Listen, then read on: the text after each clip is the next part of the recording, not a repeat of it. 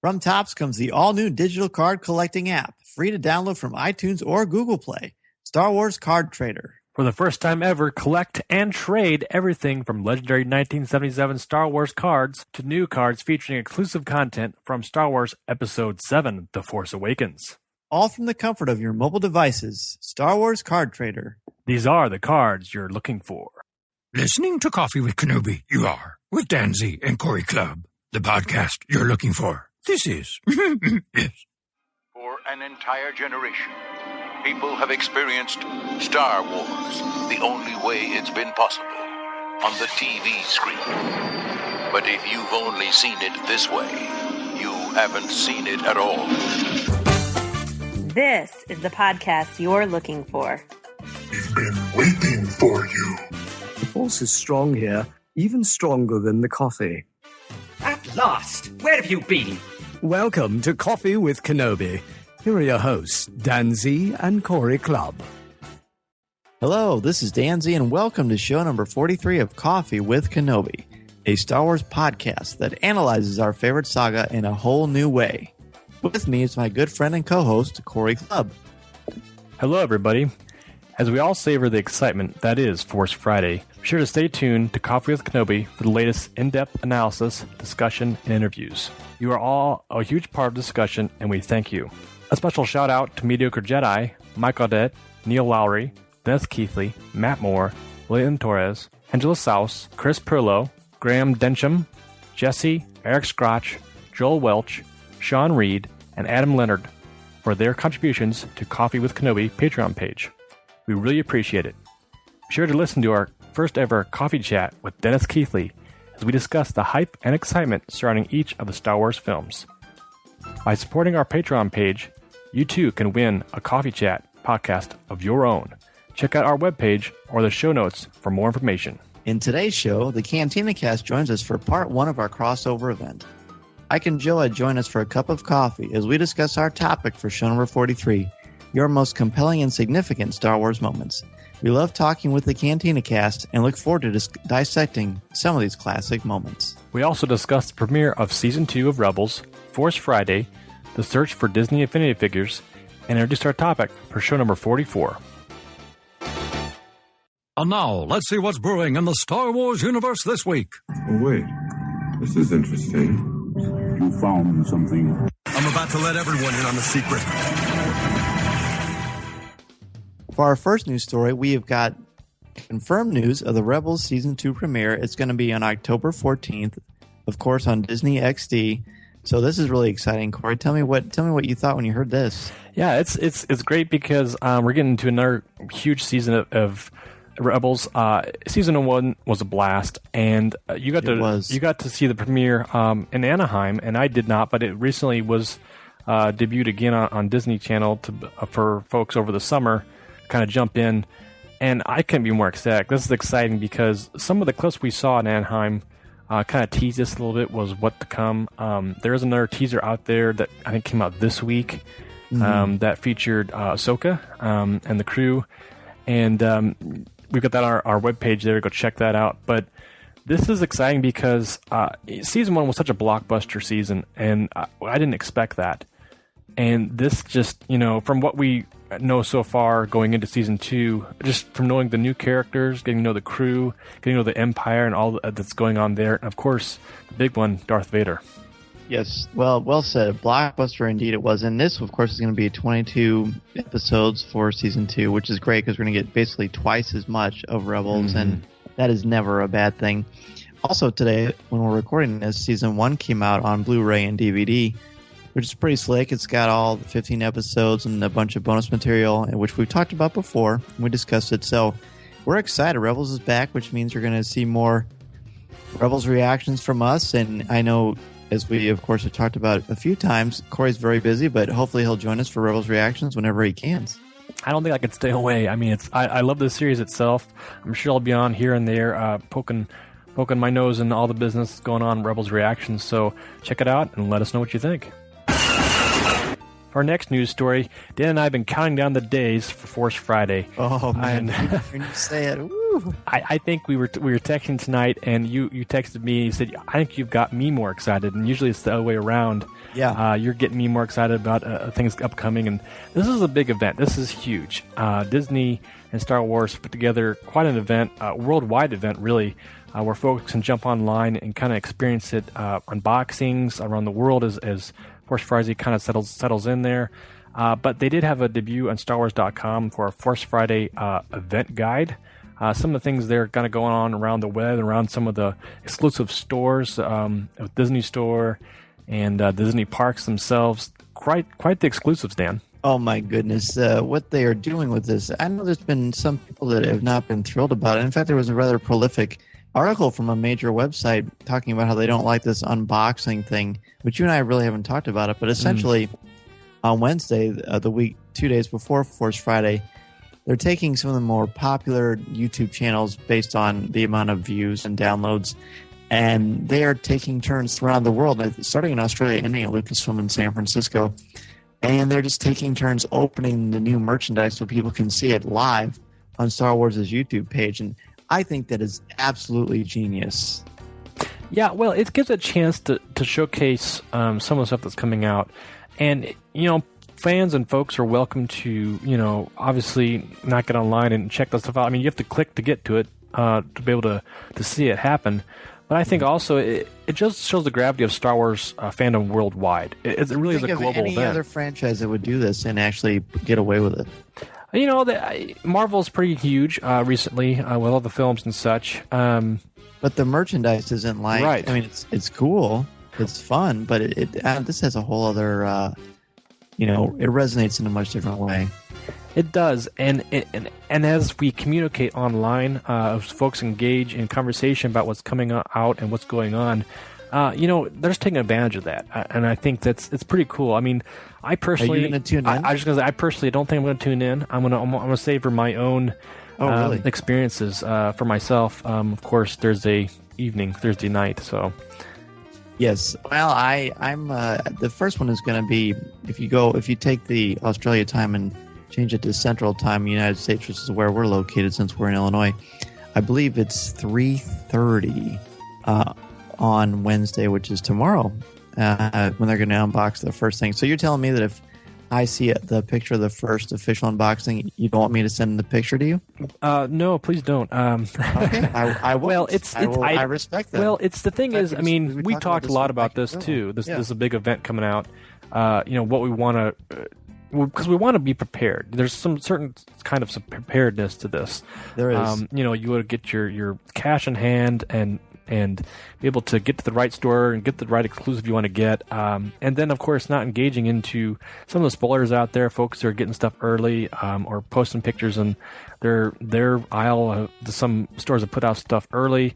It's up to you. We've talked about this a lot, spoilers and what to do and what you want to do. And it's up to every other fan who want to make that choice and cross their own threshold of just fandom in general. And I'm excited to check it out. I want to see what's coming out, but I also want to enjoy it too. But I want to assume too, is through the technology, I'll be able to go back and see, rewatch some of those episodes on those channels, of course, and you can still be able to take it in and see people's reactions as they're opening them, how they describe them, and maybe I'll have that that package in hand, and I can kind of like, oh, I didn't see that, or they really pointed something out that I didn't, see when I opened my own figure or something. So it gives a different. It's interesting because it's just an interesting way to do it, to be able to promote it. But also, I think for myself, I'm going to kind of step out. So no, I respect that clearly, and I know what you mean because and we're going to get into this later with the Disney Infinity discussion.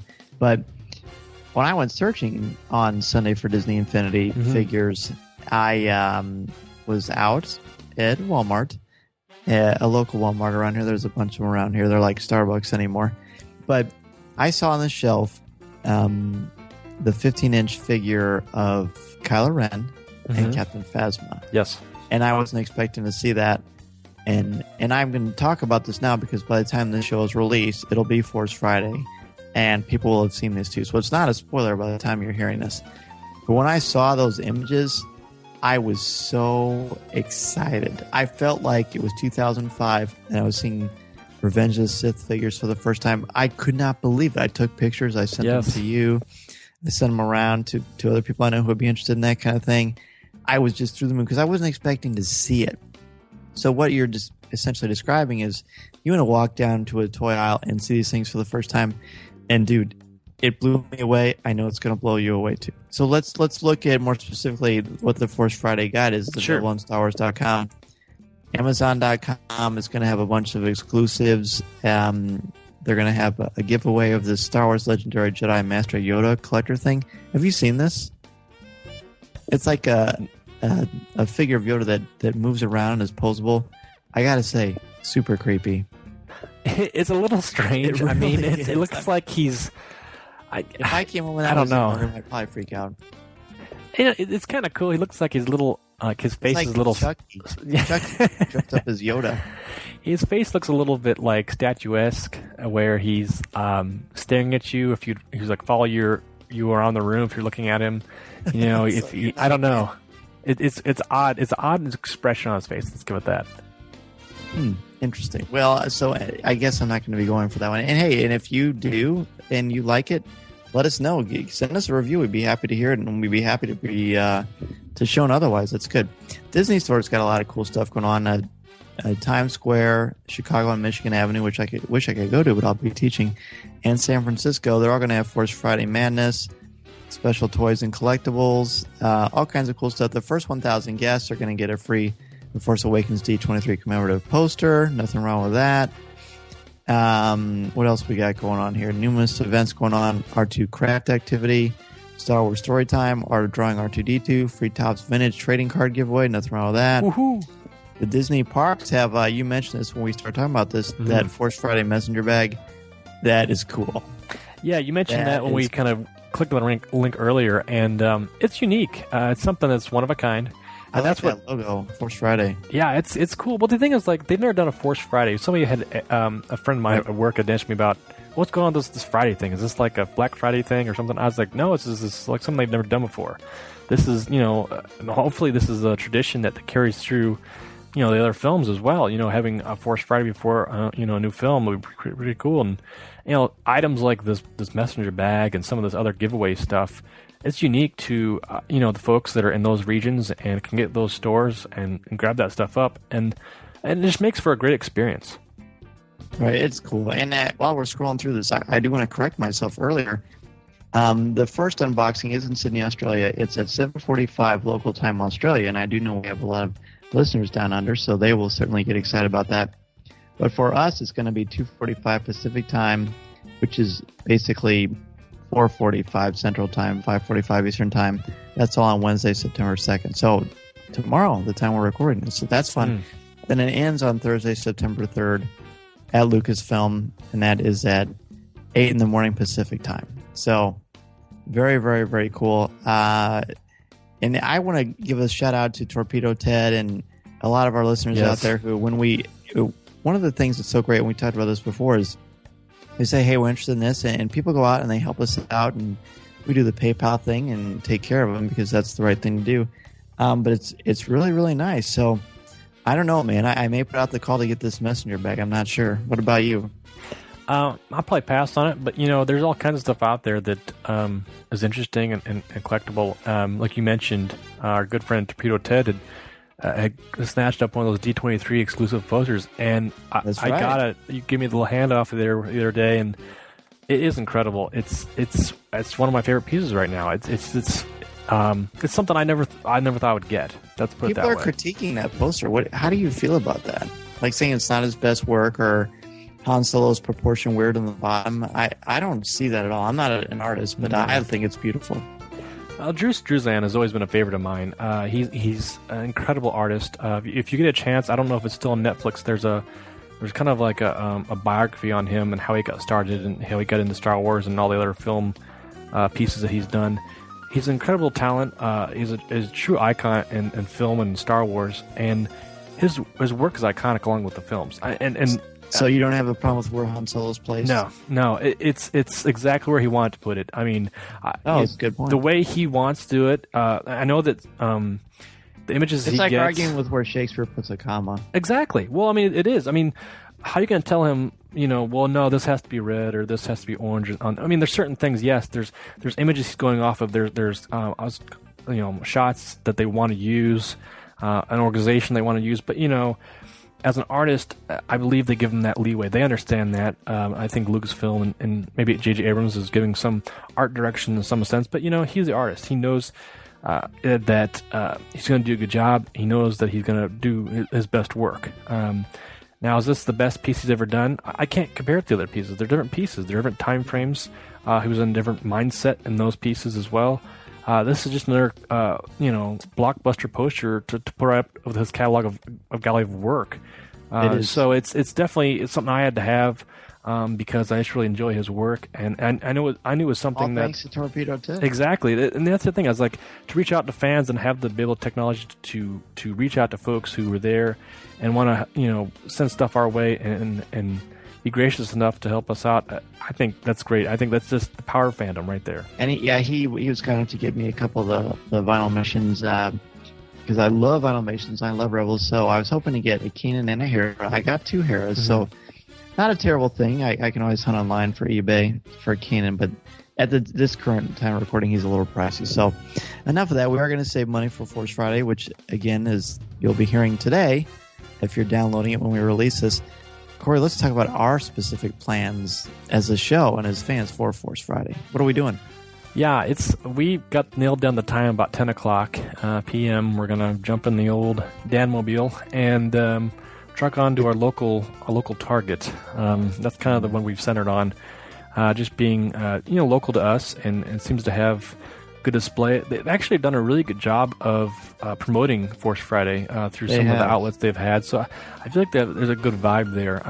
I don't know. They've got on the carousel just for checking out, getting groceries. They've got the scroll, the Star Wars scroll. Yeah, that's cool. Pretty. I mean, how often do you see that? You don't.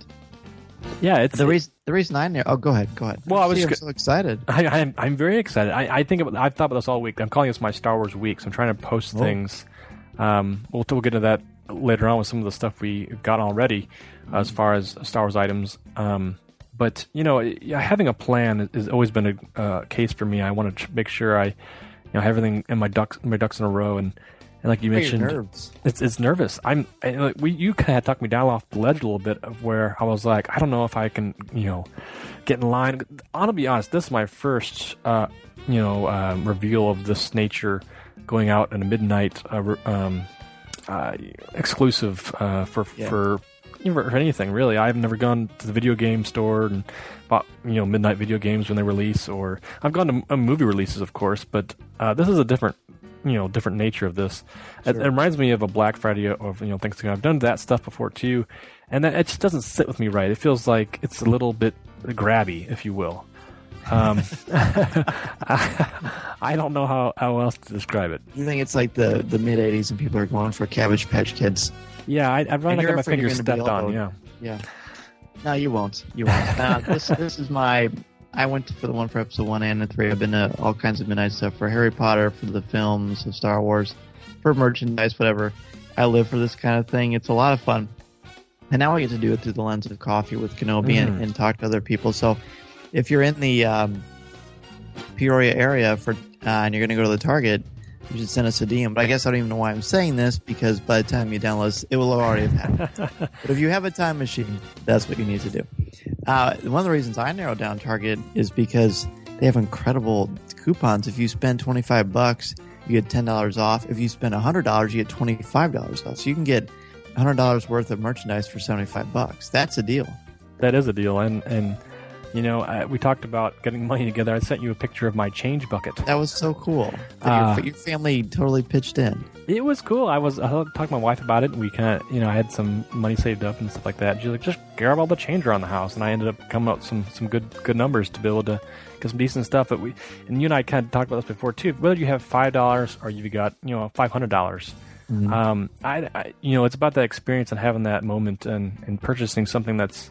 For me, I guess it's purchasing something that hits me right in the gut a little bit as far as what's coming out and what's going to be on the shelves, and I think that's part of it. Not looking at the spoiler nature of all the stuff that's out there, to be able to experience it right then and there and say, that's what I got that day, and have it up on my shelf later on and play with it or whatever. And show my kids, and they'll be excited, and I'm sure I'll maybe pick something up for them. Who knows? It's just whatever. I love going with rolling the punches. So I'm excited. You're excited. I will say this too. I want to. We'll put this on Twitter, but when you're at Force Friday, if you were talking to people or you want to record your thoughts or send us your thoughts, please do, and we'll play them on the next show, because this is this is where the fun begins. This is where we want to hear what you have to say. Report on where Force Friday is for you in your area, and we'll be happy to share it on our next show.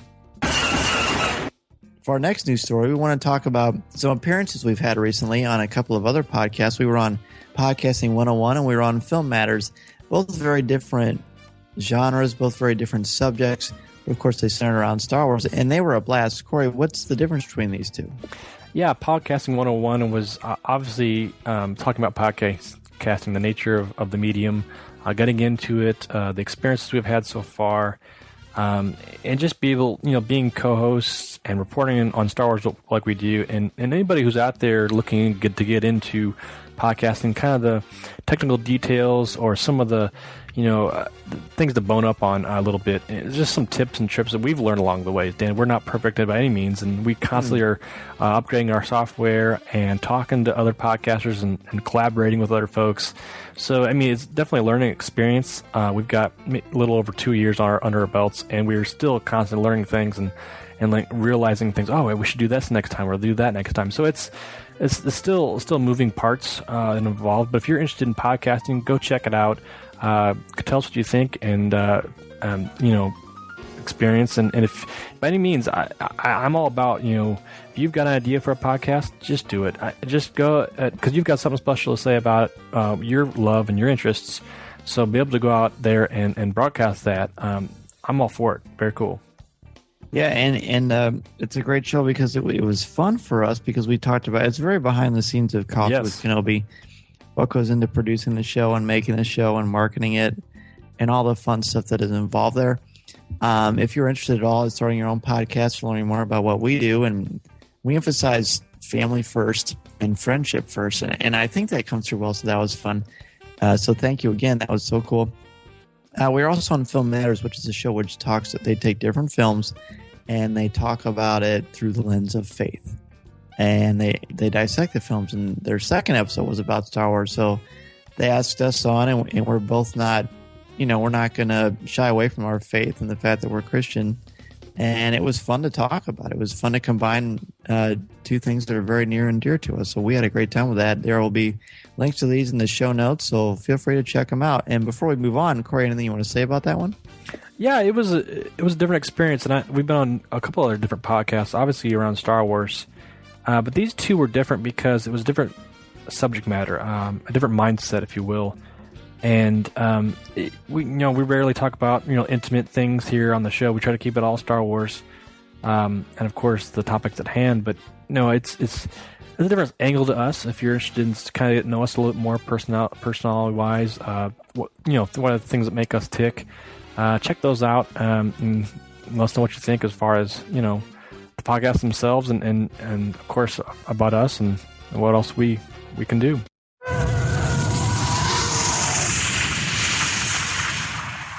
Han Solo, Rebel Soldier, Lando Calrissian, and Bespin Guard, each sold separately. From Star Wars, The Empire Strikes Back collection, new from Kenner. Looking? Found someone you have, I would say, Your lightsabers will make a fine addition to my collection. Our first bit of collector's news, Dan, Force Friday's obviously coming up, and we're excited for this, but there are some items that have come out before that, and I'm always the type of person, I want to make sure I've got a rolling list in my mind of what I want to get. Of course, with the advent of the Force Awakens announcement, I knew there would be certain things coming out that kind of go along with Star Wars and the new films. Of course, the new poster, of course, by Drew Struzan is was top of the list for me, and I got that, the D23 one. I'm hoping he comes out with something that's an official poster for the film. I'd definitely pick that up as well. That was up there. But there's other things, I'm not a huge collector, so it's hard for me to like pick and choose. I'll have to see what Force Friday brings. Of course, we'll have come and gone by this recording. But there was something else. I really huge fandom for Rebels. I'm a big fan of that show. I love it. We've talked to numerous of the cast members. I'm just jazzed up about it. I love it. It's so much fun. And they recently came out with the Infinity figures for the video game series. It's the Infinity 3.0. Yeah, it's a brand new edition, man. It's all got all Star Wars figures, and it's amazing. And you talked about Rebels. There was one thing we talked about when they showed the sculpt of these characters. Mm-hmm. There are a lot of them I always knew the Yoda one was, to me, perfection. I could not wait to get my hands on him, and I did. But there's one main one that you and I just were like, we've got to find. And who was that? That was Kanan. Of course. How could it be anyone but Kanan? Yeah, he's just grown on me so much over the last year or so from Rebels. Just because, I don't know. It's Freddy, man. It's Freddy. Maybe it is Freddy. That is what it is for me. Freddy and the character. Well, that's what it is. Blend. I mean, it's a good blend. I like the character himself. He brings so much to the Jedi way, in a sense, that I haven't realized, and that is part on Freddy's part, and of course, Dave's part too, writing the scripts and such, and writing the characters. But I'm not a big collector. This was something that like I said, we talked about before, and I kind of had my mind to get it, and you went out and got it, right? Yeah, this is what happened. This is on Sunday they came out at midnight, and I was scrolling through Twitter. I couldn't sleep. I was actually thinking about this. I need to. I guess I don't know. But I was thinking about it. I was pretty pumped, and I looked on Twitter and I saw that people already had Kanan. And then as you start to scroll through and you start to find out more, you realize the Rebels cast, they're exclusives. Kanan can only be found at Walmart. Sabine can only be found at Target. Zeb can only be found at GameStop. And Ezra can only be found at Toys R Us. Notice no Hera, but I'm sure she's going to come out in some sort of Rebels pack later. Let's hope. So I originally wasn't sure if I was crazy about the Kanan sculpt. And then I saw the image again in the store, and I thought, yeah, I got to have that. So I told my wife, look, I'm going to go out and I'm going to see this new stuff that's out. I know we're very fortunate Disney is sending us a care package of Disney Infinity, but I was pretty sure they weren't going to send us exclusives. I also saw that Target had a deal where you could get 2 Disney Infinity figures for $20. Normally they're $13.95 or $14.95 depending on where you look. So I went to Walmart and there was one Kanan left. And there was a bunch of Obi-Wans, a bunch of Yodas. So I was walking around holding Kanan, saw those Force Awakens things that aren't supposed to be out that we talked about previously. So I did one of my old tricks, Corey, and you know what that is? What's that? I walked down the aisle to a very random toy selection, and I picked WWE figures, and I hid Kanan behind those figures, right? And knowing that I was coming back. So I went to Target to see what they had, and all they had was Obi-Wan and Yoda, and I thought, if I get 2 for $20, and I actually texted you and Jeff McGee about this, so I get 2 for $20 here, and not get Kanan, or go back to Walmart and get Kanan and pay $14 for him. And then I had a thought, Corey, the Force was with me, and I thought, maybe Walmart price matches. So I got out my handy-dandy phone, and I found the ad for Target that said 2 for $20. Drove back to Walmart, went down the toy aisle, went by the WWE figures, got out the Kanan, and went up to and found Yoda. So I had Kanan and Yoda in my hand. And I thought, can I pull this off? Can I possibly get these 2 for $20? And the lady was kind enough to price match, and it happened. Nice. So I was crazy pumped, very pumped. I even opened them up, and I got to be honest, when I opened them up, I sort of died a little inside, as I do when I open up my stuff. But my little boy wanted to see it happen, and I did too. So it was worth it. They were amazing.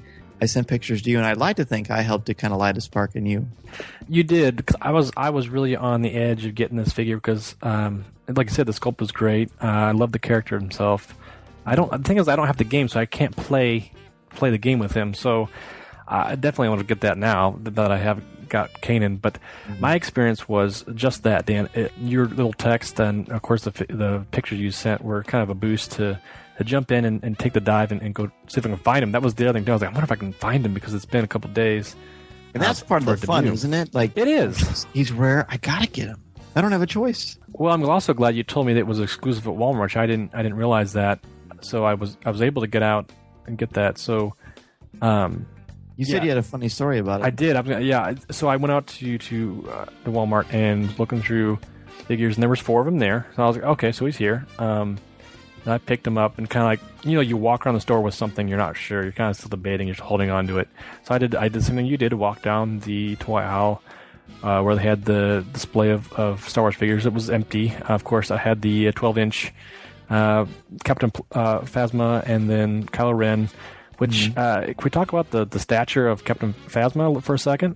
Sure, let's do it. She was towering a little bit. Yeah, it's hard to tell. I don't know if that was just the package. Maybe it's the packaging. I didn't really look at it super hard. Or the scale. I don't know if it's a scale or what. But it was just impressive to me. I was like, oh, okay, these are pretty cool. And that's actually the first packaging I'd seen in the wild, if you will. Of some of the new stuff, so I was like, "Oh, this is cool." I was like, "Oh, this is happening." I happened to see a gentleman walking just out of the aisle as I was going in. Quick glance, and he was walking out as I was going in. But I ended up deciding to get Kanan, so I walked to the front and went to check out, and the gentleman was in front of me, about my age. He was ruggedly handsome, possibly, and I can't not say that because he reminded me of myself. Sure. And I popped the Kanan figure on the conveyor there to check out, and what's in front of that? Another Kanan. And I was like, well, that's cool. I kind of got the guy's attention. I said, hey. Was it a mirror? No, it wasn't a mirror. It was, he was getting Kanan as well. And I kind of got his attention, and I said, hey, you're getting him one as well. And he's like, oh, yeah. And I was like, it was just that moment of like you understood each other. It was like a different language, I said, hey, you going out Thursday night? And he's like, oh, I'm not totally sure.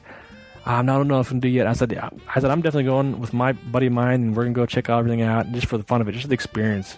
He's like, yeah. Did you mention the show? I wish I would have. I was kind of caught up in the moment. And I kicking myself. I should have had one of our business cards to throw away. Carry those around too. I need to throw some in my wallet or something. So I didn't come up. And I didn't want to say, hey, I have a podcast. It just wasn't the right timing. So I do that all the time. That's the difference between you and I. That's a good difference. It's the only difference. It was kind of like the nod, the silent nod, and the oh yeah, he's gonna probably go check out. He said, and obviously use the extra day of Labor Day to sleep in, and we kind of joked about that for a second. But he was off on his own, and I was like, that was a cool moment to have.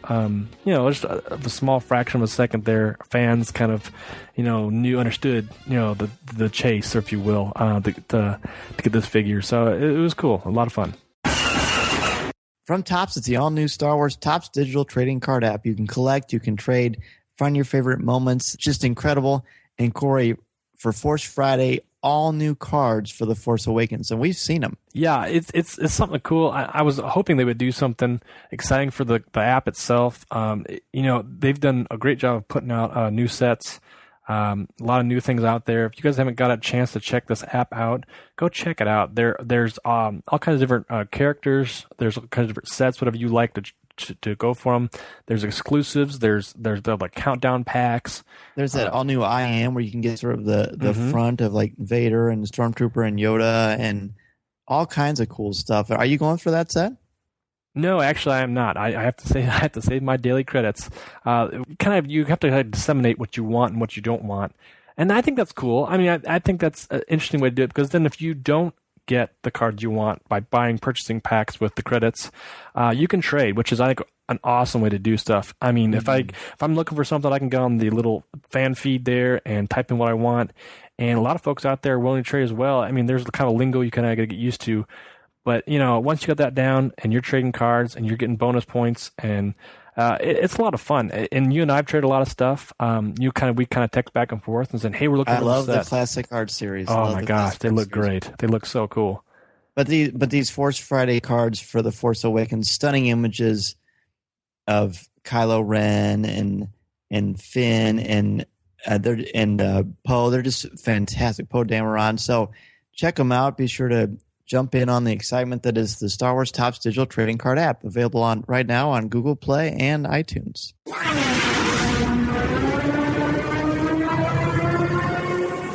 Luke, you're going to find that many of the truths we cling to depend greatly on our own point of view. I must be allowed to speak.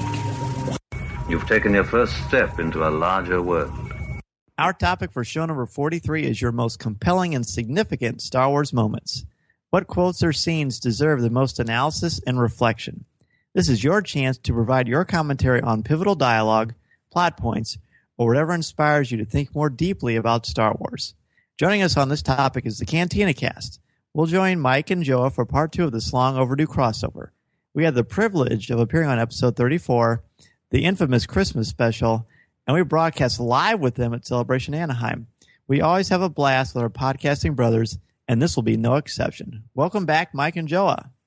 Oh, it's great to be back. And, I just had I'm going to have a nightmare later tonight because of that Christmas. I just going to say the same thing. I remember that. That was a blast.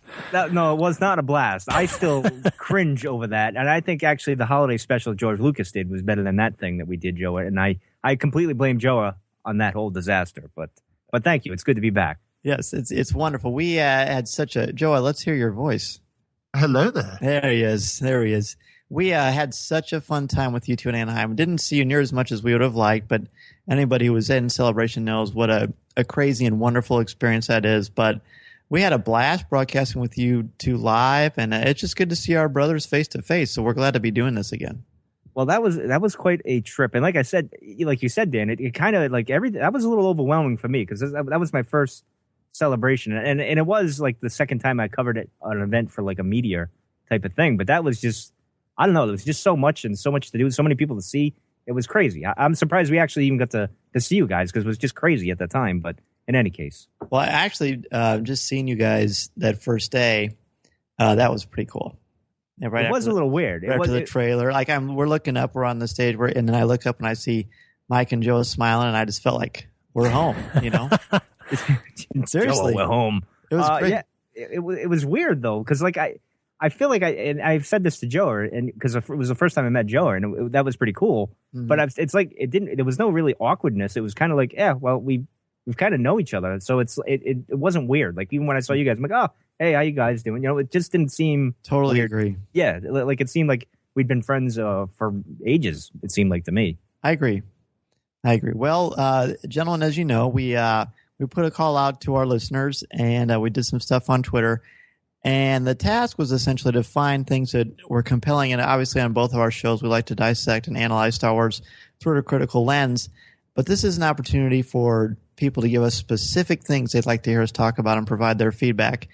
And we've got a number of them, and we'll just kind of go through some of the ones the listeners sent. And then the four of us came up with one. We came up with two each, but there's no way with as long-winded as we all are that we're going to be able to get through these and have it be a normal show. So we'll just kind of start here. And the first one that we have that a listener submitted to us was they want us to talk about the Chosen One prophecy. Joel, why don't we start with you and try to keep your answer under 3 years? 3 years? Yes. Man, I'm going to have to. Well, anyway, I guess, where are we going to start this off at? Like, I always go back to what exactly is the prophecy. Mm-hmm. And I was thinking about this last night because when I saw on Twitter right before I fell asleep, and I think I was kind of like half dreaming about it, like what I wanted to talk about with it. And it always comes back to me is, bringing balance to the Force and destroying the Sith, I think are two separate things that got muddled for the Jedi. And so that's where I think I kind of lean towards because Mace, when Qui-Gon presents the idea in episode 1, Mace says, you speak of the one who was supposed to bring balance to the Force. And then Obi-Wan tells Anakin as he watches him roast in episode 3, it was said you would destroy the Sith, not join them. Mm-hmm. So those are two very separate ideas to me. And, we go back to where Mace and Yoda and Obi-Wan are talking in episode 3, misread the prophecy might have been. So I guess I'll just start it right there. Like that's a good place to start. Corey, let's go to you. We'll go Cantina Coffee. Let's try that. Corey, take it away. Yeah, it's one of those things we don't hear about too much in the original trilogy, at all. So I always reach back to kind of what my first thinking about it and how it was kind of perceived in the prequels, like Joa mentioned. It's like we talked a couple shows ago, or it was our last show about the alignment of religious aspects and the chosen one and the implications there. It's very similar to that. And I never, when I was a kid watching it, I always assumed it was Luke.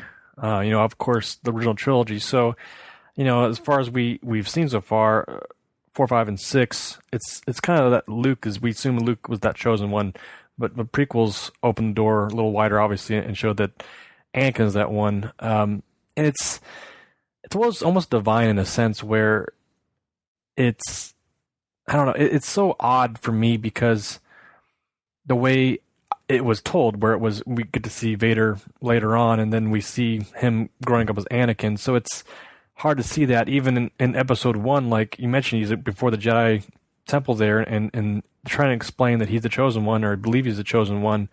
And I feel like the Jedi were almost kind of like, nah, it's not big.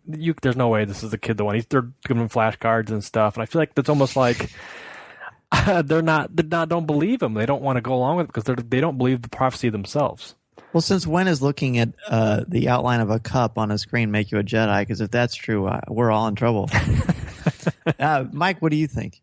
Well, it all depends. And now I'm going to have flashbacks of, flashcards when I was a kid trying to do my math problems and stuff. And I hate math. Oh, those are nightmares. I have 2 nightmares coming my way tonight. But anyway, it depends on your point of view because, Mace says, you're going to bring balance to the Force. And Qui-Gon, if I remember right, is saying the same thing. Obi-Wan's saying the Sith. And as it evolves, it turns into, destroying the Sith. Now, the Sith, they already thought was long gone for 1,000 years. So what is he going to do? Do they always think the Sith is going to pop out of the closet one day and say boo or something? I don't know. And then it goes back to Mortis, because Mortis, it seems like any Force-using group or sect, if you want to call it that, which plays in The Force Awakens later on, I think, in some point. But it's like they each have their own idea of what the chosen one was, or well, who's going to bring balance, who's going to do this and stuff like that. And later on, when I get into my Yoda thing with the Clone Wars thing, we'll get into a little bit more. But for me, I always, and then even when you go, well, I can mention this part of it with Yoda in the at that arc there in the Lost Missions where he comes back and he's at peace and everything. He knows there's going to be another Skywalker. I guess but he is well, I don't want to get it. Well, I guess I could bring it up now. Sure, why not? Is because Yoda, he finds out there'll be another Skywalker, and he's at peace at that. He's like, all right, everything's going to go to kaput, and I don't really care anymore. So what? Big deal. And everyone's looking at him like, dude, what's going on?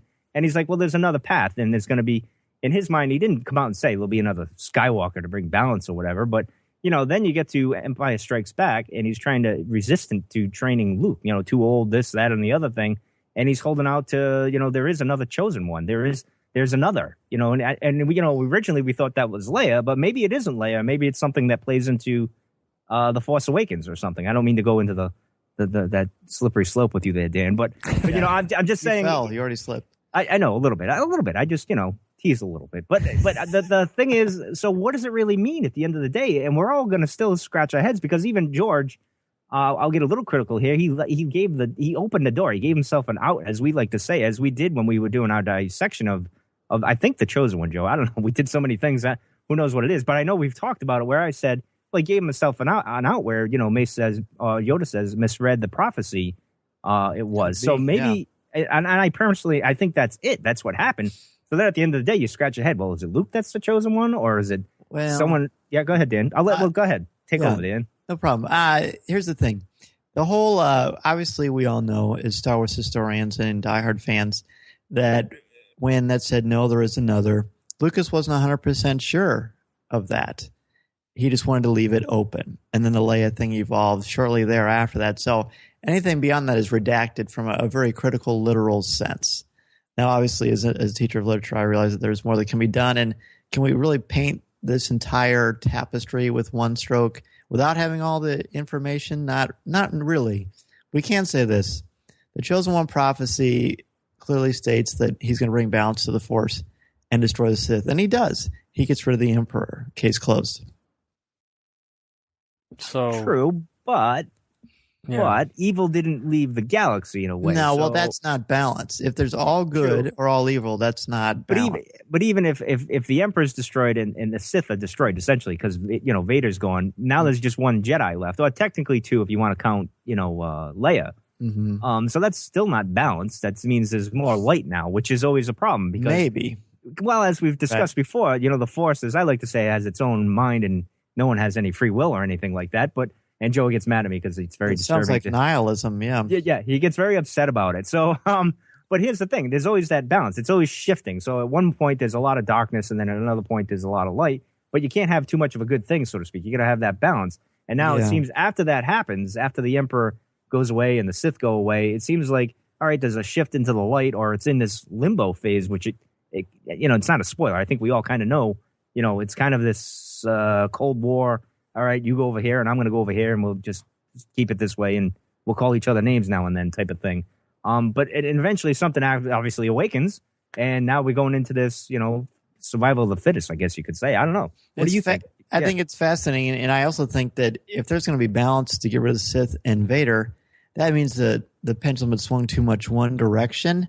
But to just for the balance, there has to be a little bit of darkness and light, which clearly, as we'll see in a few days, Aftermath should help illuminate for us. So it'll be fun to see. And just for the interest of this, this could be our whole show right here. Just It's true. We really ought to do that. But in the spirit of this, and obviously you guys we're gonna have to be better about being on each other's shows, because this is already an absolute blast. Don't you agree, Corey? Absolutely. Yeah, it's good stuff. Well, it's always a fun time because we always I don't know, when we talk, it always goes into weird ways, like you guys are thinking your way, and we kind of go. It comes into this weird way where we're all scratching our heads at the end of the day, which I love. Which is the best part about it.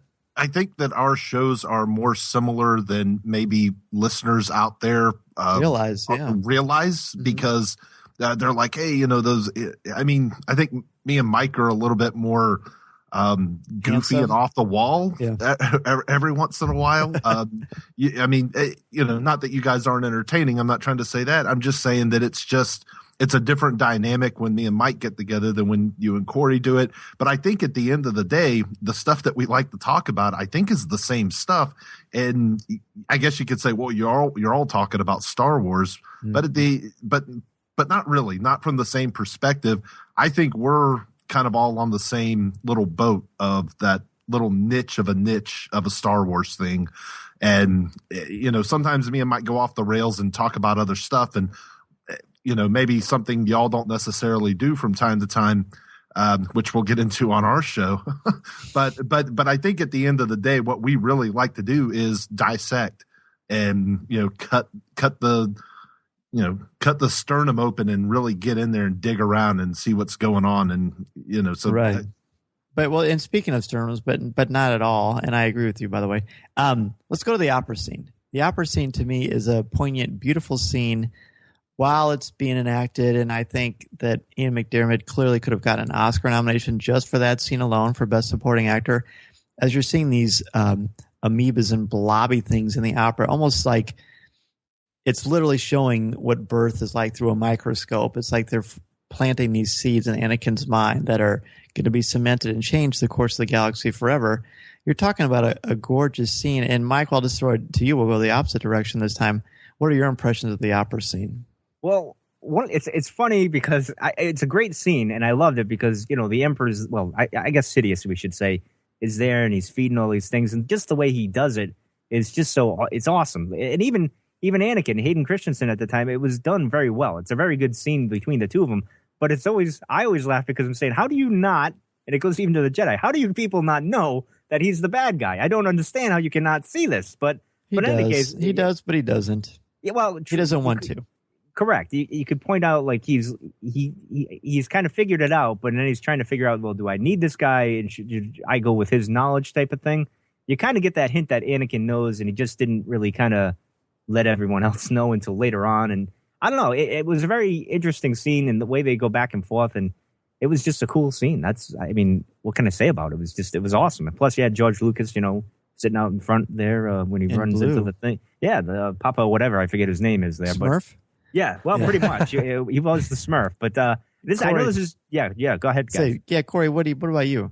Yeah, this scene was always kind of diabolical to me as far as the Emperor kind of showing his true colors, like you said, Mike. He's given a little bit of a secret away, and I don't think he cares in a sense where he's got to feel out for what Anakin's doing, and obviously takes him underneath his wing. And this is where he kind of displays kind of background on the Sith. We haven't heard a whole lot of Sith up until this point. Right. Their background, where they come from. He brings apart Darth Plagueis, which is a dynamic figure in itself. Still mysterious in his own way, apart from the Legends book. But it shows the true variations of the Sith and what their sect are looking to do, opposed to the Jedi. He brings it right up in front of his face. And Anakin brings up his concerns and his dreams and things like that, and his worries. And in this moment, he's really confided in Sidious, and it's almost like they're having a psychology lesson of sitting on the couch type thing, where I'm going to kind of help you through your worries and tell you everything's okay, but not the way the Jedi would. And this is like his first step to the dark side. I think this is his first switch, where he really starts putting things together and making his bad choices. Joe, what about you? Well, this is arguably, and the only person I argue with is myself, because it's probably my favorite. I beg scene to differ. in the There's movie. a few people you kind of argue with, but we'll leave it at that. Well, with this particular thing, like, I have to argue with myself: is this my favorite scene in all of Star Wars? Because it very well could be. And they played this at the Ian McDiarmid panel in Anaheim. They stopped, like, they in the middle of it, like, they played this, and everybody watched, everybody clapped, and they went to this scene. They didn't show from Return of the Jedi. They didn't show from Episode 1, 2, or Return of the Jedi. They showed from that movie. That this is the scene they showed, and they chose to show. And Corey brings up a good point to me. This is the first time we've kind of heard, like, about the Sith.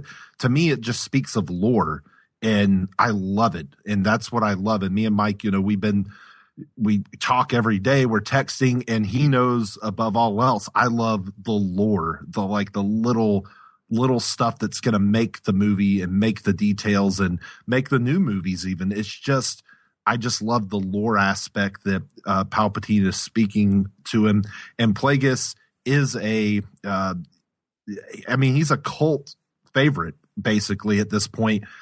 You had the guy at the San Diego Comic-Con. He asked JJ if he was going to be in the movie in some way. And just from scouring the internet, I'm not going to hurt your ears, Dan, but there's people or our listeners, because no. I'm just saying, people want Plagueis. They would love Plagueis to be in this movie. Obviously, JJ said he's not. But I'm saying that's the reason that guy asked. That was a major want out there, not a rumor, nothing else. It was just something people want it to be a rumor. People want it to be real. Not everybody. There are people out there that are not jiving with it. They're like, yeah, Plagueis, whatever. He was mentioned. Who cares about him?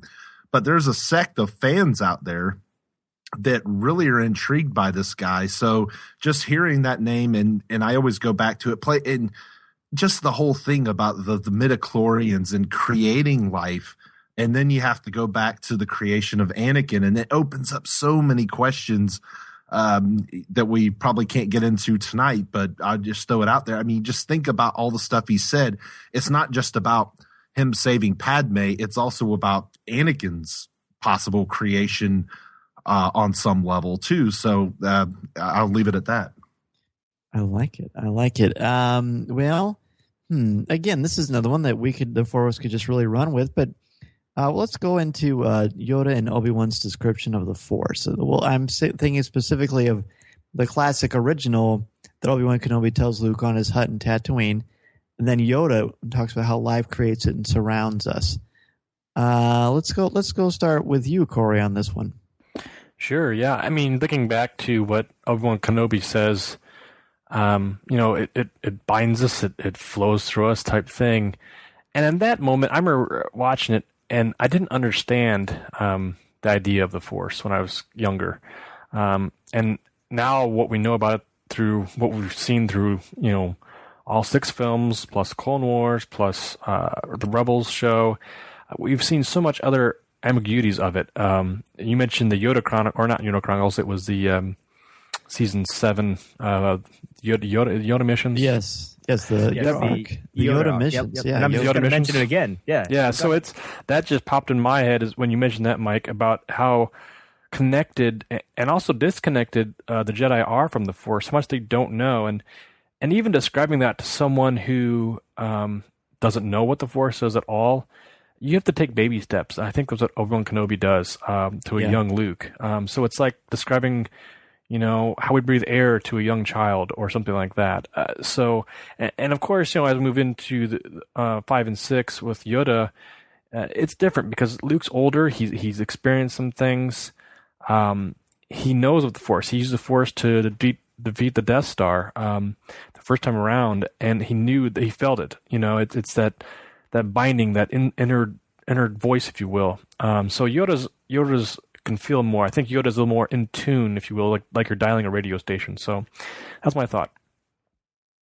Mike, what about you? Well, I think Obi-Wan gave an assist on the torpedo going down the shaft. But that, that's... Do you really? Yeah. I think Obi-Wan's not as... We just did the dissection, and it pretty much... I came out on the side of Obi-Wan isn't so clean as we think, but that's for another day. We could go on for 2 hours with that. But I definitely disagree, but that's, I'm sure. Right. Yeah, I disagree, but no.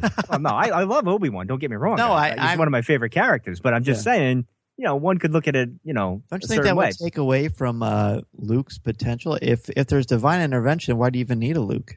Well, that's a whole other debate we can get into another day. We'll have to have you guys come on and we can talk about, because we mentioned. Hey, how about let's do that tonight?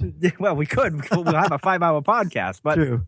But anyway, back to it goes back to the Clone Wars, which I just watched this weekend. I don't know why I decided to go back and check out the Lost Missions and the Yoda arc. I always loved, and it's interesting that he goes on this thing. And when the priestess was talking to him, saying, the midichlorians, they mentioned the midichlorians, and I know fans are like, ugh, that's awful stuff. But the way it's explained in the Clone Wars, you kind of get what George is saying. Is when you die, this becomes this, and it's all connected and everything else, which is somewhat true when you look at it in the cosmic way of things are anyway. I mean, there's a million ways to look at it, but I always, it's just interesting how it evolved. And in Obi-Wan, even the same thing, because then it goes back to what I was going to mention about that arc later on is, they're basically saying the same thing in my mind, because it surrounds us, it penetrates us, it binds the galaxy together. And that's essentially what Yoda learned when he went into the arc here, where he was talking to the priestess, and stuff like that. So, right. Yeah, I think it's, go ahead, Dan. No, I'm agreeing with you. I think that's interesting. I think ultimately both Yoda and Obi-Wan have this interesting dynamic. It's a paradox where you're talking about something that's biological and mystical. And I think if you reflect back on the Force is what gives a Jedi its power. It's an energy field created by all living things, not created by something mystical, created by living things.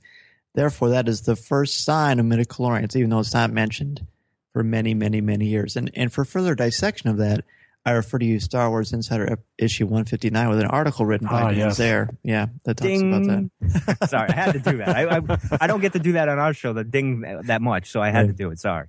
No worries. So, Joe, what about you? Well, just going off of what Mike said first, he about Obi-Wan kind of interfering, and I'll just throw this little kind of quip in there.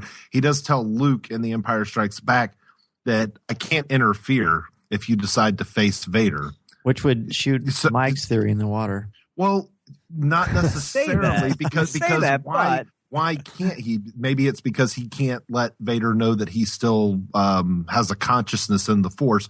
That's always that's kind of my theory. We mentioned it on the Obi-Wan dissections, which is Mike, get that ding ready again, which is episodes 91 and 94 of our podcast. Ding, ding. Okay, so but going on to the midichlorians, Dan, I agree with you that like there are hints of it, because that's what I'm thinking. I'm hearing everybody talk, and it's racing through my brain, and then you kind of you didn't steal what I was going to say, but you kind of hit on some of the things that I was thinking. In great minds, right? And I thought that and what Corey said about baby steps, because not only is Luke needing the baby steps, we as the audience in 1977, even though I wasn't born then, thank you. But the first time you're watching the movie, you need the baby steps as the audience, because that's just the way a movie goes, right? But then now we're here 4 movies in episode 1, And Qui-Gon, he can go a little further in and explain it. And I think you're right. And I think this kind of goes to, because Obi-Wan says it penetrates, they say it penetrates everything. It's in everything. Qui-Gon says life could not exist without the midichlorians, without the symbiosis of it. Life couldn't even exist. I think this is kind of speaking, I think it's one of those religious, it's almost like religion meets science. It's like, even if you believe in the Big Bang Theory, it doesn't mean that you don't have to believe in God, right? Like, you can believe in science and believe in religion at the same time. You might just believe that God created the Big Bang Theory and all of the scientific thing. You know what I mean? Like, I mean, that's where I'm going with it. Like, I don't know what everybody believes, but I believe there's some kind of, you sound like Han Solo. There's no mystical energy field that controls my destiny. No, that would be me. There's a middle ground to it. And I'm saying there is this higher thing, but without it, none of us exist. I guess this is my comparison. Like, if there was a Big Bang Theory, and there was a little bitty tiny dot that exploded and made everything, right? So how did that get there, though? That's always been my thing on life, and I think you can kind of correlate it to Star Wars. It's like there's almost got to be like this other powerful being of some sort. Otherwise, how did any of it start to begin with? And I think it correlates to what Qui-Gon says, is that without the Force, there could be no life. And I think it goes beyond that. It means how Yoda said, it's in the rock, it's in the tree. There wouldn't be a rock. There wouldn't be a tree, which a tree's obviously alive, so that's redundant. But you get my point. Is like there wouldn't be a planet. There wouldn't be a sun. There wouldn't be space. There would be nothing without it's all the molecules and all that other stuff with chemistry and everything. Well, no, but it's in a way. If you I know, and if you look at it scientifically, it still makes you wonder and say, well, wait a minute. I mean, it's all connected somehow in some way. Even if you stop and if you don't believe in this or believe in that, you got to sit back. Like astronomy, I love astronomy, and it always humbles you, and you always see all these things that everything's like we came from this and that, and this is this, and it's it's heavy on the mind. I can tell you that it is. It's amazing. Yeah. It's amazing. Before we move on, I want to thank the individuals who reached out to us, all of us on Twitter, just about, and we're like.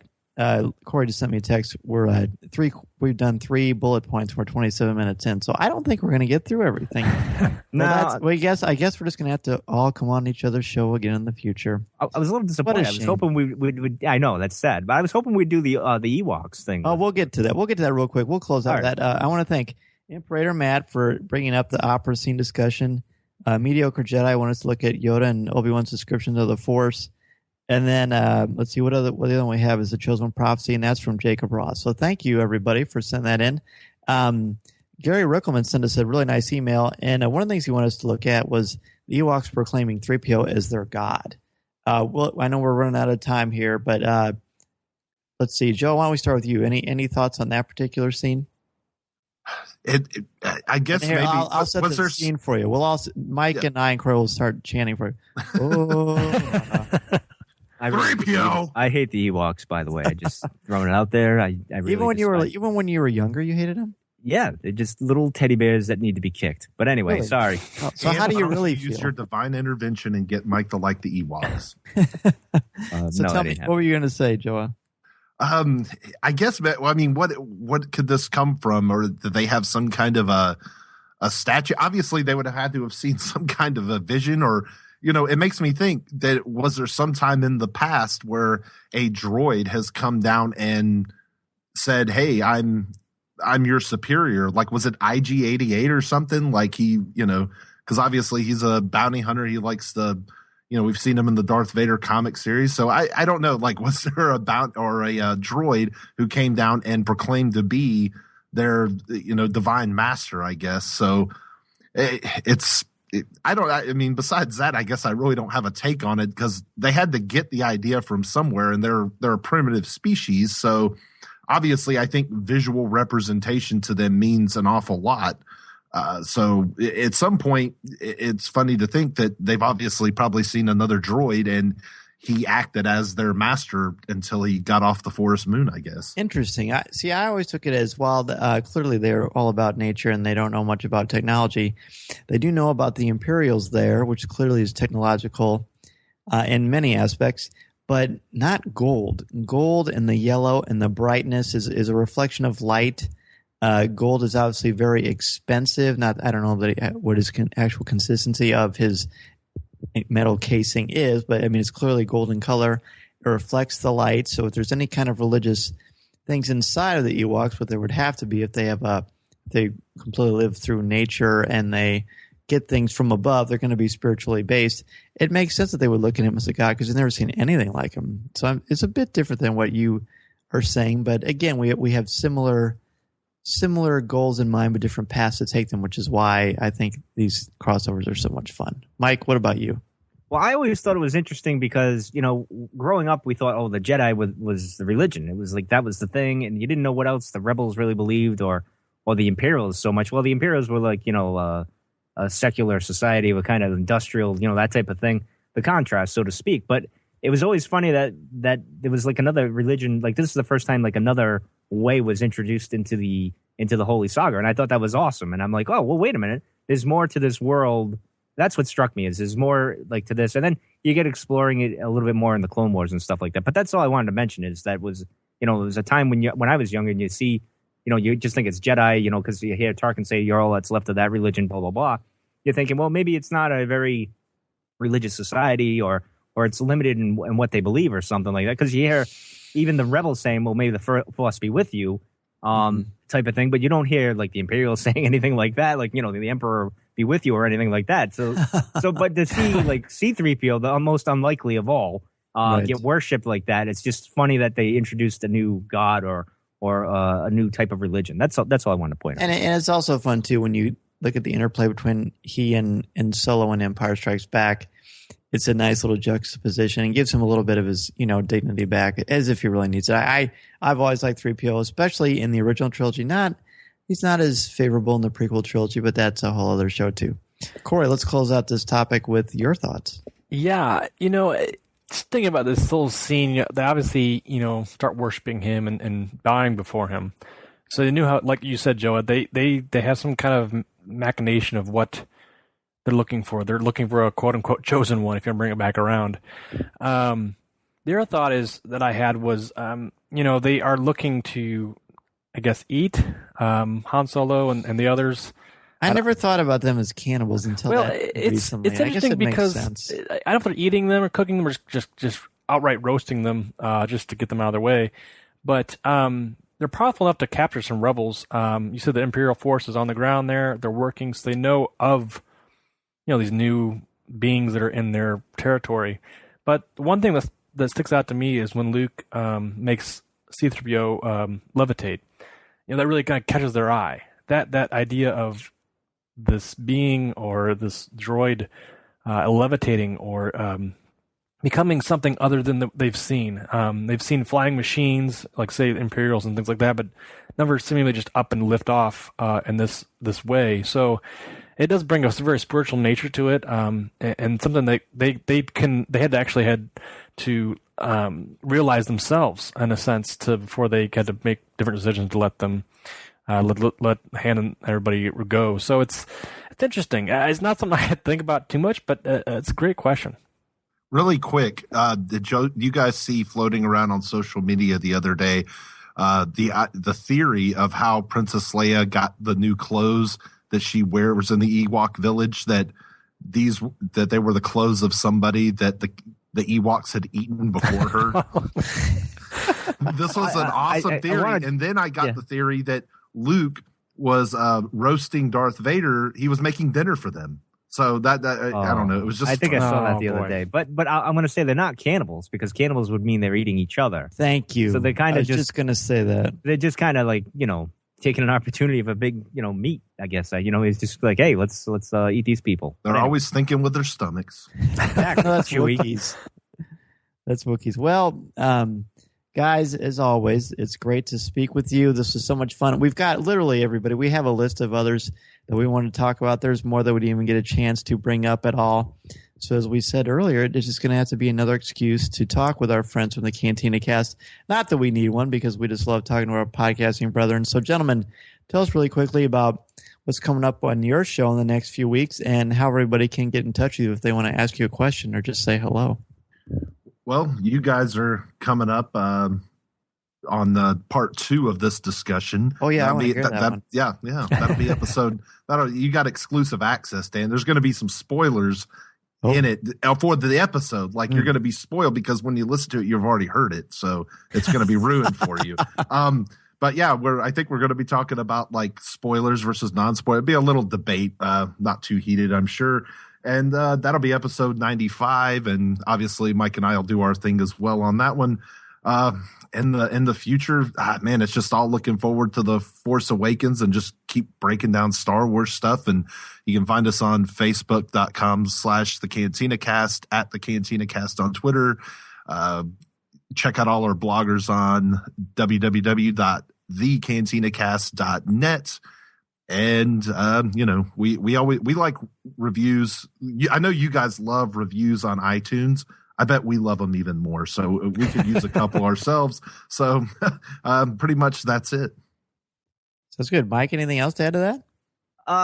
No, because Joe loves saying. I love when he does it because that's his thing. I kind of just gave it to him long ago. Just tell him where to find us, and that was great. So that's it. That's all I got. I don't have Very good. Well, we will certainly put a link to part 2 of this crossover. Thank you, everybody, for being a part of this fun little entertaining thing. And join us over at the Cantina Cast. And gentlemen, thank you very much. Have a great night. Thank you. More to add, do you? So we have one more discussion email that we'd like to throw in here, and this is from Richard Chase Jr. And he writes, the first moment comes toward the end of Revenge of the Sith. This is the scene where Obi-Wan has to explain to Padme that Anakin has turned to the dark side. It conveys all the weight and emotion of the Skywalker saga to that point. Obi-Wan appears tired, weary, and upset, as Padme seems to be shocked by what she's hearing. In this scene, Williams provides us with a minor keyed theme that continues to loop and strengthen as Obi-Wan lays out his case out to Padme.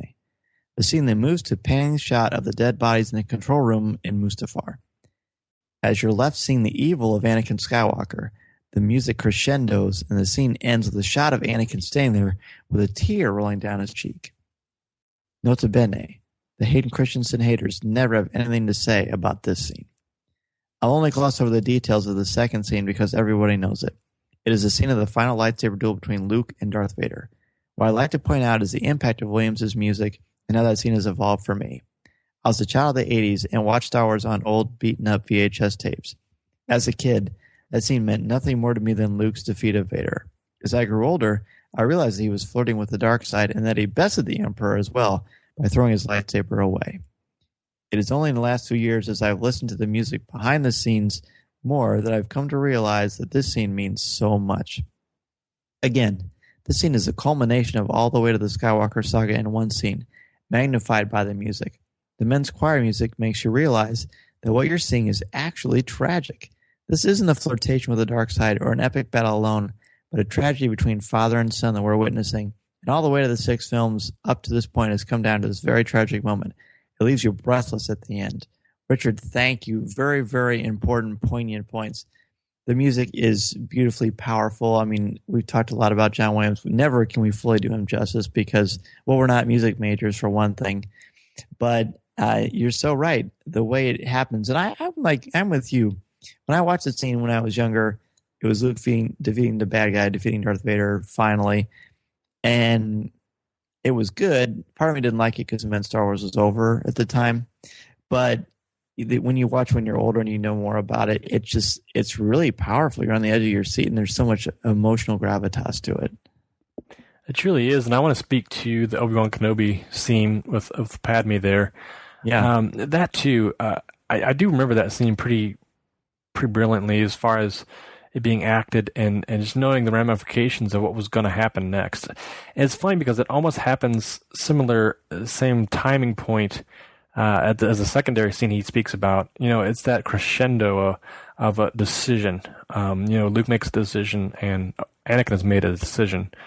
It's so right up there with the parallels we've talked about before so many times in these films, and just the talent that's involved with making these films.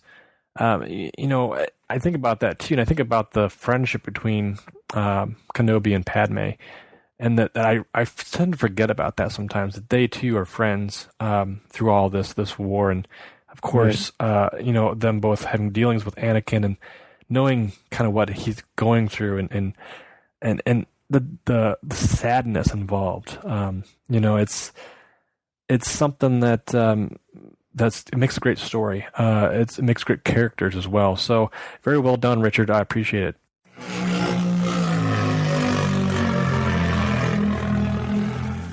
Our topic for show number 44 is Attack of the Clones. Scott Murray of Assembly of Geeks returns as we continue our analysis of the 6 existing Star Wars films.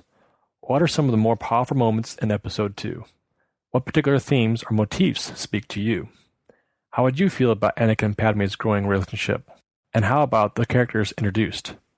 In 300 words or less, be sure to send us an email or MP3 with your thoughts, comments, questions, and opinions to feedback@coffeewithkenobi.com. I like the sound of that.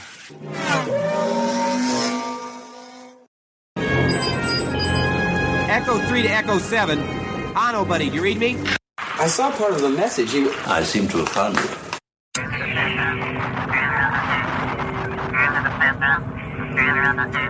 For our first email, we have an email from Gary Rickelman, and he writes, "Hi, gents. I'm a relative newcomer to the show, as I'm not the biggest fan of Star Wars, but I enjoy listening to people talk passionately about things that they love. I was also nudged in your direction at the behest of Jeff, so blame him if you hear from me a lot in the future." Well, thank you. I appreciate the films for what they are and enjoy them, but that's where it stops for me. Anyway, I'm writing in based on the discussion that you had in the last episode about Star Wars and its real-life historical references. Like Cole, I was a history major in college and taught high school history for a number of years before moving to elementary teaching a few years ago. I thought the interview with Cole was fantastic. As stated before, I'm not really a fan of the Star Wars saga, but I love reading about the history surrounding the making of the original trilogy and how the entire mythos came to be. Cole mentioned a quote by George Lucas that he wasn't a fan of science fiction, but he liked to read and liked history. That is entirely me. I like to share a quick story of a student I had in one of my AP history classes. In my AP class, I made up a unit on the Abraham Lincoln Brigade, which my students overwhelmingly seemed to enjoy. One year, a student wrote an essay on the brigade and compared them with rebels of the original trilogy. The brigade was made up of volunteers, most with no military training, from all over the world who went to Spain to fight against the Hitler-backed forces of Francisco, France, before World War II. Much like the real Rebel Alliance that was made up of races from all over the galaxy, some with military training and some without fighting against their oppressors backed by the Empire. This is but one example, and over the years, some of my colleagues shared with me essays and writings from their classes where students had used Star Wars as their inspiration. I find it fascinating that Star Wars has permeated the popular consciousness so completely that it can help myself and others in teaching children. I am now a 4th grade teacher, and many of my students are in love with Star Wars, especially Rebels, and love to tell me all about it, so my knowledge of Star Wars is expanding all the time. For the upcoming year, I plan on incorporating several of the Star Wars in the classroom lessons with my students, and I'm really looking forward to it. I'll let you guys know how it goes. Gary Rickelman. Well, Gary, thank you. Of course, we're thrilled when there are educators that find Coffee with Kenobi and are rogues and have checked out Star Wars in the classroom. A lot of great things there, and I love that story, and it's so true. The idea, and I always think of the Revolutionary War, because to me that's the most compelling war. That's one I gravitate towards, and besides the Clone Wars, of course. And when you look at the fact that there are people fighting this war who have no training and no military background, but they have to, for the common good, to rise up against the oppressors because they are being oppressed, it's a perfect metaphor, and I agree with you. Star Wars is a great way to teach kids. Absolutely, and I can't speak too much of the acclamations of a classroom setting, but he brought up a good point about the nature of how rebellions are started, and it makes me think of the upcoming film Rogue One a little bit, where they had that cast shot, and we haven't talked too much about that between you and I, and that shot kind of makes this kind of come alive for me a little bit, where these folks are looking to fight for the greater good, fight for causes that mean something to them, and they're everybody, every man, every woman, and looking to rise up to carry out a mission that's greater than them. It's interesting that he puts this together like this, because I think we'll see much more of this type of style within Star Wars and where it comes from. So very good. Thanks, Gary. You're right too. We didn't really talk about the Rebels, the Rogue One image. So yeah, I liked it too, and I agree with you. Very, very well said. Our next email goes from Brian Yoder, and he says, "Well, thank you guys so much for what you do.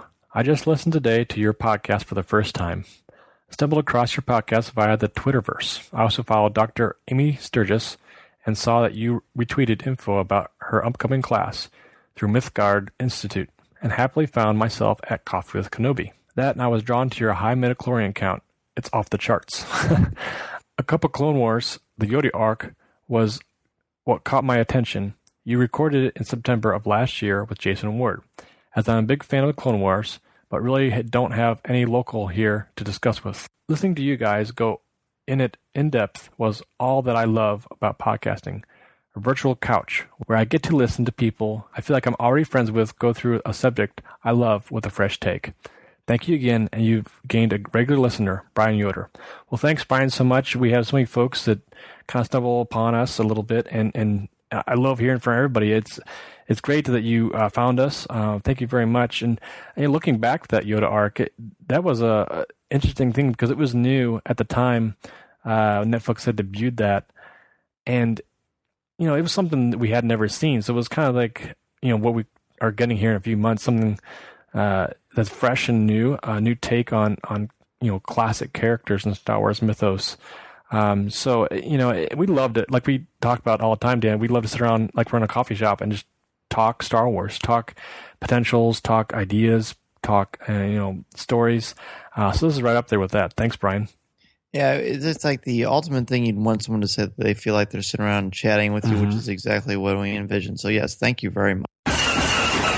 Our next email comes from Andrew Wellman, and Andrew writes, "Hi guys, I just wanted to drop you guys a note to let you know that although I've been approaching the upcoming release of The Force Awakens with mixed feelings, I really have been enjoying the Coffee with Kenobi podcast.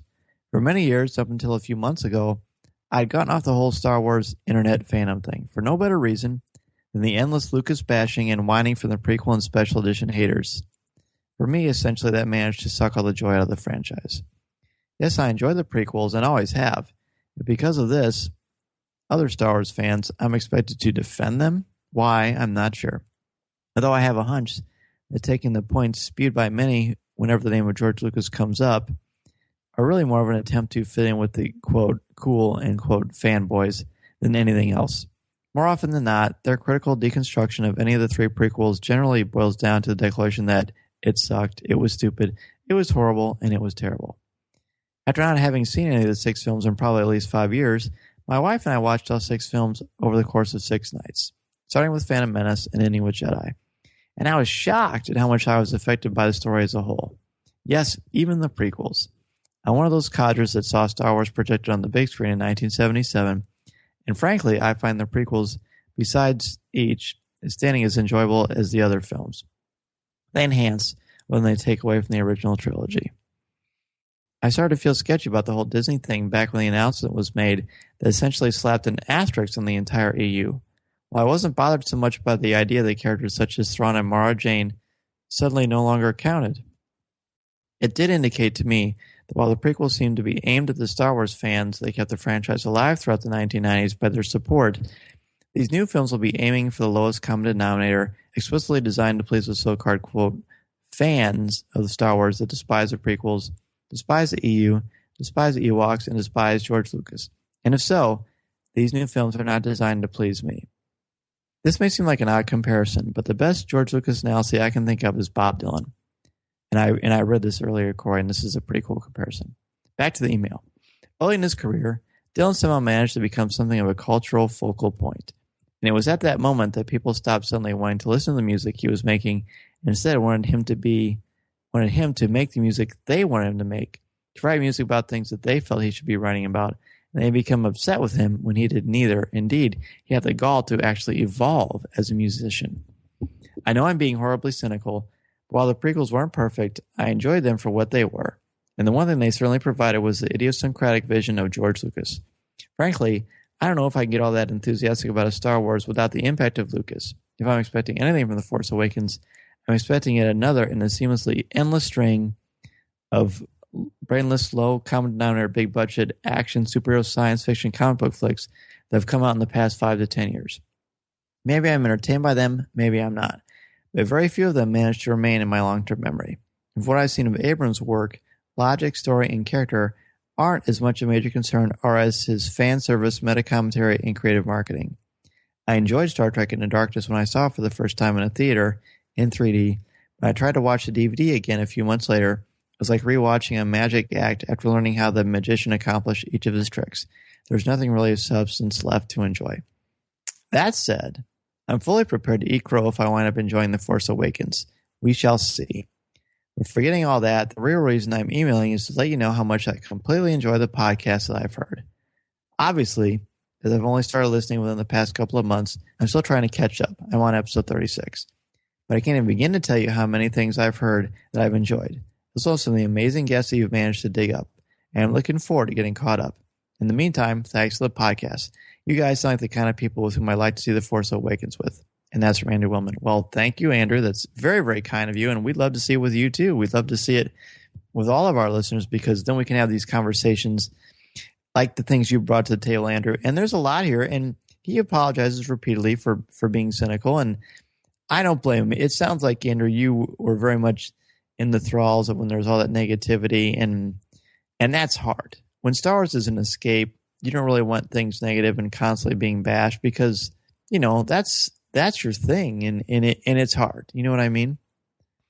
I agree with that too, and you know, like you said, he's got a lot here. I'm really glad he is taking like a whole look at this. You know, he kind of got away from it for a while, and then revisited the films with a more older mindset. You know, taking a look at them in a constructive way. You know, a filmmaker's way. And obviously, I love that I sit down with his wife as well, and she got to experience that.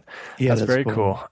Anytime that I can, you know, bring someone else into the saga, I'm all for it. So it's cool that he's kind of revisiting this and getting to know himself as a film goer and a consumer of Star Wars stuff. And it's that's the way you got to play it. You got to kind of take it as it comes. Mm. And I will say too, you know, J.J. Abrams isn't perfect. Neither is George Lucas or anybody by any means. Just because you know, you can't judge somebody on something that you know they tried their best at. And I know a lot of folks you know, will come out of this and maybe give Abrams not all the credit he wants or is looking for, but you know, he's the guy that took this on, and it's a big weight on his shoulders, I think, too. And you know, he's trying his best to do fan service, but yet, you know, tell a good story and bring back some characters. So I give him props because I enjoy his filmmaking. Maybe it's not all that great in some films, but I think he's again doing his best, and I think it was what anybody would be asked to do in such a position. And I'm excited. I'd love to go see this film with you, Andrew. You know, who knows, down the line, maybe we'll get together again in celebration down the road and check it out. Would you see it with me? I don't know. Are you busy that weekend, or what's going on? I'm gonna go. I'll be at the movies. You will. So maybe we might be like meet up in the lobby. If I see you, you see me. I'm buying popcorn. It's conceivable.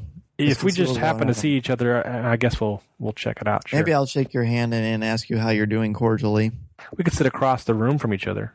True. Or maybe we could actually do a live remote there. But more on that later, much later. And thank you for your email, Andrew. You've given us a lot of food for thought. And I'm going to back up Corey and say I wouldn't be skeptical or worried too much, because there's no way they're going to put the keys to this Millennium Falcon in the hands of JJ with this $4.5 billion investment without getting an incredible return. And everything we've seen and heard, I think we have nothing but optimism. Well, I will put this out there too as well. He's taken on other franchises. They've been good. Mission Impossible franchise. He's done the Star Trek reboots. You know, he's done some of his own stuff. Super 8 was big, incredible. Well, it was like it was his first chance to be able to show something he was passionate about. You know, he was a writer and producer on that, so it was it was something that was kind of like his first little baby to be able to put out there and give some points behind him. And it gave you that 80s nostalgic feel for me when I went and saw it. Yes. So, I mean, he's got the right mojo, I think. And I'm not worried either. I'm looking forward to this. And I'm glad he's doing it. From Topps comes the all-new digital card collecting app, free to download from iTunes or Google Play. Star Wars Card Trader. For the first time ever, collect and trade everything from legendary 1977 Star Wars cards to new cards featuring exclusive content from Star Wars Episode 7, The Force Awakens. All from the comfort of your mobile devices. Star Wars Card Trader. These are the cards you're looking for. Chewie, get us out of here!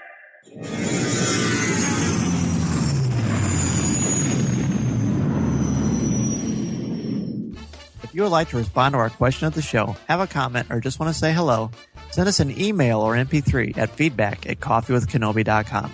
Or if you have a specific question or comment for either of us individually, email us at danz@coffeewithkenobi.com or coryc@coffeewithkenobi.com, or visit us at coffeewithkenobi.com and click on the Contact Us section, or comment on one of the stories featured on the site.